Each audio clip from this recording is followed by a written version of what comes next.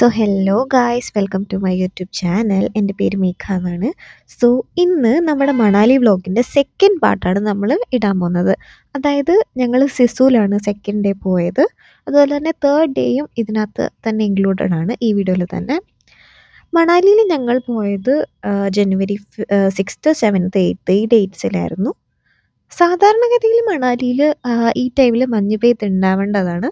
പക്ഷേ ഈ വർഷം, അതായത് 2024 ഗ്ലോബൽ വാർമിംഗ് കാരണമെന്നാണ് പറയപ്പെടുന്നത്. മണാലി, ഗുൽമാർഗ് അതുപോലെ ഉള്ള സ്ഥലങ്ങളിലൊന്നും തന്നെ മഞ്ഞ് പെയ്തിട്ടില്ലായിരുന്നു. അപ്പം ആകെ മണാലിയിൽ മഞ്ഞുള്ള ഒരു സ്ഥലം എന്ന് പറയുന്നത് സിസുവാണ്. സിസു എന്ന് പറയുന്നത് മണാലിയിൽ നിന്ന് 40 കിലോമീറ്റർ ദൂരെയായിരുന്നു. നമ്മൾ അടൽ ടണലൊക്കെ ക്രോസ് ചെയ്തിട്ടാണ് അങ്ങോട്ടേക്ക് പോയത്. സോ അവിടെ സിസുവിൽ ഞങ്ങൾ ഒരു ഡേ ഫുള്ള് സ്പെൻഡ് ചെയ്തു. അപ്പം ആ ഒരു വ്ളോഗാണ്. ഞങ്ങൾ സ്നോ ആക്ടിവിറ്റീസ് ഒക്കെ ചെയ്തിരുന്നു. അപ്പം ആ ഒരു സ്ഥലത്തെ വ്ളോഗാണ് ഇപ്പം ഞാൻ ഇന്ന് ഇടുന്നത്. ഇതെന്ന് പറയുന്നത് നമ്മുടെ അടൽ ടണലിൻ്റെ ആ ഒരു എൻട്രൻസ് ഭാഗം കാണിക്കുകയാണ്. ഇത് കഴിഞ്ഞ ഉടനെ തന്നെ നമ്മൾ അടൽ ടണലിൽ കയറുമായിരുന്നു. അടൽ ടണലിന് ഏകദേശം 9 കിലോമീറ്റർ ഓളം നീളമുണ്ട്. ഇത് നമ്മുടെ ഫേമസ് ആയിട്ടുള്ള റോഹ്തംഗ്ല പാസ്, അതിൻ്റെ താഴെ കൂടാണ് ഇത് കൺസ്ട്രക്ട് ചെയ്തേക്കുന്നത്. ഇത് 2020 നമ്മുടെ പ്രൈം മിനിസ്റ്റർ ശ്രീ നരേന്ദ്രമോദിയാണ് ഇത് നാടിന് സമർപ്പിച്ചത്. ഇത് മണാലിയും സ്പിറ്റി വാലി നമ്മൾ കേട്ടിട്ടുണ്ടാവുമല്ലോ, സ്പിറ്റി വാലി. അപ്പം ഈ 2 സ്ഥലങ്ങളെയും കൂടെ അടൽ ടണൽ കണക്ട് ചെയ്യുന്നത്. ഈ അടൽ ടണലിന് ഒരു വേൾഡ് റെക്കോർഡ് കൂടെ ഉണ്ട്. ഇതെന്ന് പറയുന്നതാണ് ഈ ലോങ്ങസ്റ്റ് സിംഗിൾ ട്യൂബ് ടണൽ ഈ ലോകത്തിലെ തന്നെ. ഇതെന്ന് പറയുന്നത് 10,000 അടി പൊക്കത്തിലാണ് ഈ ഒരു ടണൽ കൺസ്ട്രക്ട് ചെയ്തേക്കുന്നത്. ഈ അടൽ ടണൽ കൺസ്ട്രക്ട് ചെയ്തതിൻ്റെ എയിം എന്താണെന്ന് വെച്ചാൽ, നമുക്കറിയാം റോഹ്തംഗ്ല പാസ് എന്ന് പറയുന്നത് ഇപ്പം സമ്മർ ടൈം വരെ മഞ്ഞ് മൂടിക്കിടക്കുന്ന ഒരു സ്ഥലമാണ്. സോ അവിടെ കൂടെ ട്രാൻസ്പോർട്ടേഷൻ വളരെയധികം ബുദ്ധിമുട്ടായതിനാൽ 2 സ്ഥലങ്ങൾ, അതായത് ലാഹോൾ സ്പിറ്റി വാലിയെയും മണാലിയെയും തമ്മിൽ കണക്ട് ചെയ്യാൻ വേണ്ടിയിട്ട് ഈ ഒരു ടണൽ വന്ന ശേഷം മണാലിയിൽ നിന്ന് ലേ ലഡാക്കിലേക്ക് പോകാനും വളരെ എളുപ്പമായി. നമ്മൾ അടൽ ടണലിൻ്റെ ഓൾമോസ്റ്റ് എൻഡിൽ എത്താറായി. ഏകദേശം 9 കിലോമീറ്റർ നമ്മൾ ഈ ടണലിൽ കൂടെ സഞ്ചരിച്ചിരുന്നു. നമ്മൾ ആദ്യം ടണലിലേക്ക് എൻറ്റർ ചെയ്തപ്പോഴത്തെ പുറത്തെ കാഴ്ചകളെക്കാളും കുറച്ചൊരു ഡിഫറെൻ്റ് ആയിട്ടുള്ള കാഴ്ചകളായിരുന്നു നമ്മൾ എക്സിറ്റ് ചെയ്ത് കഴിഞ്ഞിട്ടുള്ളത്. അവിടെ കുറച്ചായിട്ട് നമുക്ക് മഞ്ഞ് കാണാൻ പറ്റുന്നുണ്ടായിരുന്നു. ദൂരേക്ക് പോകുമ്പോഴത്തേന് മഞ്ഞ് കൂടിക്കൂടി വരുന്നുണ്ടായിരുന്നു. ഈ സിസു എന്ന് പറയുന്നത് ആക്ച്വലി ലാഹോൾ വാലിയിലാണ് സിറ്റുവേറ്റ് ചെയ്തേക്കുന്നത്. ഞാൻ പറഞ്ഞ പോലെ ഇത് മണാലിയിൽ നിന്ന് ഏകദേശം 40 കിലോമീറ്റർ ദൂരെയാണ്. ഇപ്പം നിങ്ങൾക്ക് എല്ലാവർക്കും ഒരു ഡൗട്ട് കാണും, ഞങ്ങൾ എങ്ങനെയാണ് മണാലിയിൽ എല്ലായിടത്തും ട്രാവൽ ചെയ്തത് എന്നൊരു ഡൗട്ട്. അപ്പം ഞാൻ അത് ക്ലിയർ ചെയ്യാം. ആക്ച്വലി ഞങ്ങൾ ഒരു ക്യാബ് ഹയർ ചെയ്യുമായിരുന്നു first day and second day. First day ഞങ്ങളെ ലോക്കൽ സൈറ്റ് സീയിങ്ങിന് കൊണ്ടുപോയി. ഹഡിംബ ദേവി ടെമ്പിള്, മൊണാസ്ട്രി, അതുപോലെ തന്നെ ലോക്കൽ മാർക്കറ്റ്, അതായത് മോൾ റോഡൊക്കെ ആയിരുന്നു. അതിന് ഞങ്ങൾക്ക് ചാർജ് ചെയ്തത് 1000 രൂപയായിരുന്നു. അതായത് 3 ആൾ കൂടെ 1000 രൂപ. സെക്കൻഡ് ഡേ ഞങ്ങളെ സിസുവിലേക്കാണ് കൊണ്ടുപോയത്. അപ്പം 2000 രൂപയായിരുന്നു ടോട്ടൽ ചാർജ് ചെയ്തത്. ആക്ച്വലി ഇതൊരു പാക്കേജ് പോലായിരുന്നു. അപ്പം ആൾ പറഞ്ഞത് first day 1000 local sightseeing, second day 2000 for Sissu and third day കുലുവിൽ കൊണ്ടുപോകാം 1500 രൂപ എന്നാണ് പറഞ്ഞത്. പക്ഷെ ഞങ്ങൾ തേർഡ് ഡേ എടുത്തില്ല, ഫസ്റ്റ് ആൻഡ് സെക്കൻഡ് ഡേ മാത്രമേ എടുത്തിട്ടുണ്ടായിരുന്നുള്ളൂ. നമ്മൾ ഈ പോകുന്ന വഴിയിൽ നമുക്ക് കാണാൻ പറ്റും, അതായത് ഈ ഷോപ്പ് നമ്പേഴ്സ് എന്ന് പറഞ്ഞിട്ട് ഒരുപാട് ഇങ്ങനെ സെറ്റപ്പ് ഉണ്ട്. അതായത് സ്നോ ആക്ടിവിറ്റീസ്, അതുപോലെ പാരാഗ്ലൈഡിങ്, അങ്ങനത്തെ സംഭവമൊക്കെ ചെയ്യാൻ വേണ്ടിയിട്ട് അവർ ചെയ്യിപ്പിക്കുന്ന കുറേ ഷോപ്സ് ഉണ്ടായിരുന്നു. അപ്പം ഞങ്ങളുടെ ഡ്രൈവർ ഞങ്ങളെ ഏതൊരു ഷോപ്പിൽ കൊണ്ട് നിർത്തിയിരുന്നു. അത് ആക്ച്വലി കറക്റ്റ് സിസു അല്ല, സിസുന്ന് കുറച്ച് മാറിയിട്ടായിരുന്നു. അപ്പം അവിടെ ഞങ്ങൾ ചെന്ന് സംസാരിച്ചു. അപ്പം ആദ്യം അവർ ഹൈ പ്രൈസാണ് പറഞ്ഞത്. പിന്നെ ഞങ്ങൾ സംസാരിച്ച് നെഗോഷിയേറ്റ് ചെയ്തിട്ട് ഞങ്ങൾ 1500 രൂപ, 1300 രൂപ ആയിരുന്നു ഒരാൾക്കായത്. അതായത് ടോട്ടൽ 4000 സംതിങ്, 4000 ഓർ 4000 സംതിങ് ആയിരുന്നു ഒരാൾക്കായത്. അപ്പം ആ പാക്കേജിൽ ഇൻക്ലൂഡ് ആയിരുന്നത് ഒന്നെന്ന് പറയുന്നത് സിപ്പ് ലൈൻ ആയിരുന്നു. രണ്ടാമത്തേതെന്ന് പറയുന്നത് ഒരു ബോളുണ്ട്. അപ്പം നമ്മൾ അതിനകത്ത് കയറിയിട്ട് ഇങ്ങനെ അവർ ഉരുട്ടി വിടുന്നത്. പിന്നെ സ്നോ സ്കീയിങ്ങും ആയിരുന്നു. അപ്പം ഇത് 3 കൂടി ഇൻക്ലൂഡ് ചെയ്തിട്ടായിരുന്നു അത്രയും രൂപ അവർ പറഞ്ഞിരുന്നത്. 3 ആൾക്ക് 4000 രൂപയായിരുന്നു എന്നായിരുന്നു എൻ്റെ ഒരു വിശ്വാസം. ഈ ഷോപ്പുള്ള സ്ഥലത്തു നിന്ന് ഈ സ്നോ ആക്ടിവിറ്റീസ് നടക്കുന്ന അല്ലെങ്കിൽ സ്നോ ഉള്ള സ്ഥലത്തേക്ക് നമ്മൾ സിപ്പ് ലൈനിൽ തന്നെ പോകണമായിരുന്നു. അപ്പം അവർ ഒറ്റയ്ക്ക് സിപ്പ് ലൈനിൽ പോകണമെങ്കിൽ 800 രൂപയെന്നായിരുന്നു പറഞ്ഞത്. അപ്പം ലാഭം പാക്കേജാണ് എന്ന് തോന്നിയത് കൊണ്ട് ഞങ്ങൾ പാക്കേജായിരുന്നു എടുത്തത്.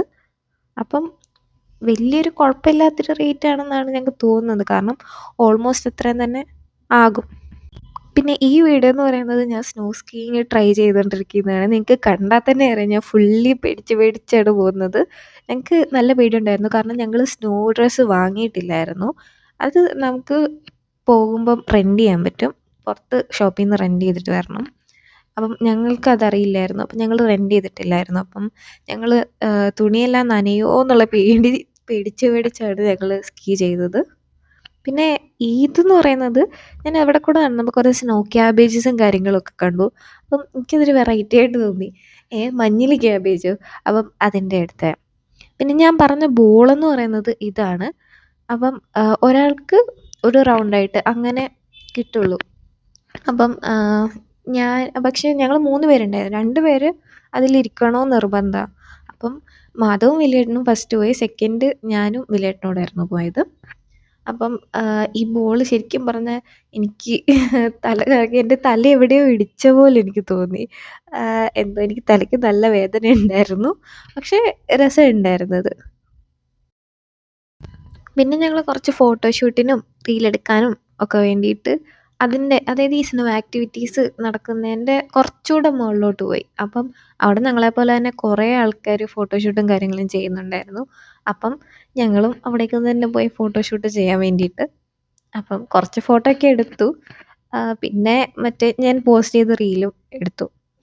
അത് കഴിഞ്ഞിട്ട് ഇത് നിങ്ങൾക്ക് കാണാൻ പറ്റും. ഞാൻ സാഹസികമായിട്ട് സിപ്പ് ലൈനിൽ കൂടെ പോകാനുള്ള തയ്യാറെടുപ്പ് നടത്തുകയാണ്. എൻ്റമ്മേ ഞാൻ ദേ പോണേ എന്നുള്ള രീതിയിലാണ് ഞാൻ ഇരുന്നത്. ഞാൻ നന്നായിട്ട് പേടിച്ചിട്ടാണ് ഇരുന്നത് സിപ്പ് ലൈനിൽ പോയപ്പോഴത്തേന്. പേടിക്കേണ്ട കാര്യമില്ല. പിന്നെ എല്ലാവർക്കും വയ്യായിരുന്നു. സ്നോ ആക്ടിവിറ്റീസ് ഒക്കെ കഴിഞ്ഞ് ക്ഷീണിച്ചതുകൊണ്ട് പിന്നെ ഞങ്ങൾ നേരെ ഡയറക്റ്റ് ഹോട്ടലിലോട്ട് തന്നെ പോയി. അതിന് മുന്നേ ഞങ്ങൾ അടൽ ടണലിൻ്റെ അവിടെ ഇറങ്ങിയിട്ട് ജസ്റ്റ് ഒരു വീഡിയോ പോലെ എടുത്തു. ഭയങ്കര തിരക്കായിരുന്നു അടൽ ടണലിൻ്റെ അവിടെ. അത് കഴിഞ്ഞിട്ട് ഇത് തേർഡ് ഡേ ആണ്. തേർഡ് ഡേ ഞാൻ പറഞ്ഞല്ലോ ഞങ്ങൾ ഇത് ഹയർ ചെയ്തില്ലായിരുന്നു. അങ്ങനെ ഞങ്ങൾ കുറച്ച് ദൂരം നടന്നു. എന്നിട്ട് റിക്ഷ പിടിച്ചിട്ട് ഞങ്ങൾ വസിഷ്ഠ ടെമ്പിളിലേക്ക് നടന്നുകൊണ്ടിരിക്കുക. അപ്പം ഇതാണ് വസിഷ്ഠ ടെമ്പിൾ. ഇവിടെ ആക്ച്വലി 3 ടെമ്പിളുണ്ട്. ഒരു ശിവൻ്റെ എന്തോന്ന് ടെമ്പിൾ, പിന്നെ വസിഷ്ഠ ടെമ്പിൾ മെയിൻ ടെമ്പിൾ, പിന്നെ ഒരു രാമൻ്റെ ടെമ്പിൾ. ഞാൻ ശിവൻ്റെ ടെമ്പിളിലും വസിഷ്ഠ ടെമ്പിളിലും പോയായിരുന്നു. അപ്പം കുഴപ്പമില്ല, അത്യാവശ്യം നല്ലൊരു ടെമ്പിളാണ്. പിന്നെ അവിടെ വസിഷ്ഠ ടെമ്പിളിലാണ് ഹോട്ട് സ്പ്രിങ്സ് ഉള്ളത്. ഇത് ടെമ്പിൾ കോംപ്ലക്സിൻ്റെ അകത്തുനിന്ന് ഞാൻ എടുത്ത വീഡിയോ ആണ്. അപ്പം ഇതാണ് അതിൻ്റെ ഒരു അകത്തുനിന്നുള്ള വ്യൂ എന്ന് പറയുന്നത്.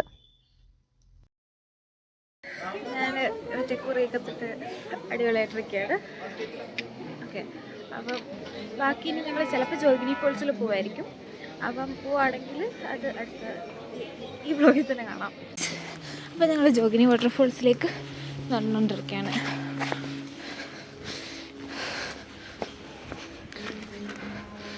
അതെ, എത്ര ദൂരമുണ്ട് ഇനിയും? അപ്പോൾ നമ്മൾ ജോഗിനി ഫോൾസിലോട്ടുള്ള ട്രെക്ക് ചെയ്തുകൊണ്ടിരിക്കുകയാണ്. നമ്മൾ ചുമ്മാ ഫോട്ടോഷൂട്ടിന് കയറിയാണ്. നല്ല രസമുണ്ട് ഇത് കാണാനായിട്ട്. മറ്റേ നമ്മുടെ നേരത്തെ കീർഗംഗ ട്രെക്ക് അതുപോലത്തെ വഴികൾ കാര്യങ്ങളൊക്കെ തന്നെയാണ്. എന്തായാലും നടന്നു നോക്കാം. അപ്പം നമ്മൾ ഓൾമോസ്റ്റ് ജോഗിനി ഫോൾസ് എത്താറായി. ഞാൻ ഈ സൂം ചെയ്ത് കാണിക്കുന്നതാണ് ജോഗിനി ഫോൾസ് എന്ന് പറയുന്നത്. ജസ്റ്റ് ഒരു 15 മിനിറ്റ് ട്രെക്ക്, അത്രയേ ഉള്ളൂ. വലിയ ട്രെക്കൊന്നുമില്ല.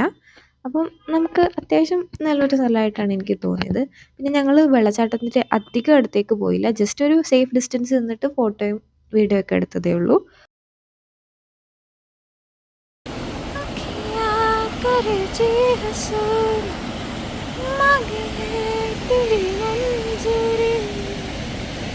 അപ്പോൾ എൻ്റെ പാട്ട് കേട്ടിട്ട് അവർ ഓടിപ്പോകരുത്. ഞാൻ എന്തോ എനിക്ക് അവിടെ ഇരുന്നപ്പോൾ ഈ ഒരു പാട്ട് എന്തോ പാടാൻ തോന്നി. അപ്പം ജസ്റ്റ് പാടി. അപ്പം ഞാൻ വിചാരിച്ചു വീഡിയോയിലൂടെ ഇൻക്ലൂഡ് ചെയ്യുന്നത്. ഇത് കേട്ടിട്ട് ആരും എൻ്റെ വീഡിയോ നിർത്തി പോകരുത്, ഫുള്ള് കാണുക. അപ്പം ഇത്രയുള്ളായിരുന്നു. ജോഗിനി ഫോൾസ് വരെ ഉണ്ടായിരുന്ന ട്രെക്ക്. ബാക്കിയുള്ള വീഡിയോ ഒന്നും എനിക്ക് എടുക്കാൻ പറ്റിയില്ല. കാരണം എന്താണെന്ന് വെച്ചാൽ കുറച്ച് കഴിഞ്ഞിട്ട് തന്നെ എനിക്ക് വയ്യാണ്ടായിരുന്നു. എനിക്ക് തീരെ വയ്യാണ്ടായെന്ന് വെച്ചാൽ എനിക്ക് എങ്ങനെയെങ്കിലും ഒന്ന് ഡൽഹി എത്തിയാൽ മതി എന്നുള്ള രീതിയിലായി. ഇപ്പം എനിക്ക് ഛർദ്ദിക്കാനൊക്കെ വന്ന് അങ്ങനെ തീരെ വയ്യാണ്ടായിരുന്നു. അപ്പം എനിക്ക് ഇത്ര വ്ളോഗ് എടുക്കാൻ പറ്റുള്ളൂ. അപ്പോൾ ഇന്നത്തെ വ്ളോഗ് ഇത്രയേ ഉള്ളൂ. നിങ്ങൾക്ക് ഇഷ്ടപ്പെട്ടാൽ സബ്സ്ക്രൈബ് ചെയ്യുക. ബൈ.